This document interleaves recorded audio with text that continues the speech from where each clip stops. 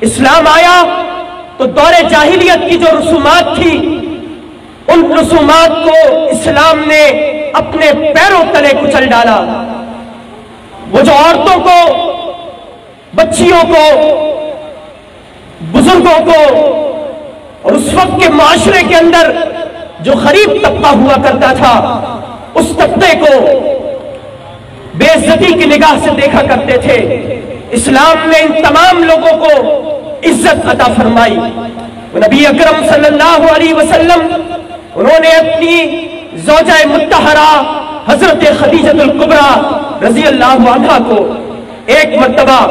یہ بات ارشاد فرمائی، فرمایا کہ خدیجہ تم نے میری خاطر اپنا سب کچھ قربان کر ڈالا، اپنا مال قربان کیا،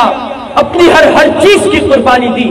اگر تم مجھ سے ایک مرتبہ کہو تو میرے جسم کے اوپر جو کھال موجود ہے، جو جلد موجود ہے، وہ میں تمہارے سامنے پیش کرنے کے لیے تیار ہوں۔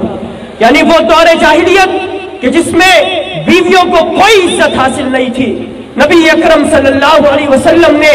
ان کو عزت عطا فرمائی۔ اپنی بیٹی حضرت فاطمہ رضی اللہ عنہا سے نبی اکرم صلی اللہ علیہ وسلم نے فرمایا کہ فاطمہ تم تو میرے جگر کا ٹکڑا ہو۔ وہ لوگ کہ جو بیٹیوں کو زندہ درگور کر دیا کرتے تھے، زندہ اور جیتا جاگتا زمین کے اندر دفنا دیا کرتے تھے،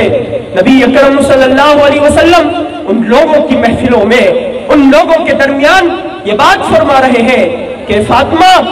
تم تو میرے جگر کا اور میرے دل کا ٹکڑا ہو۔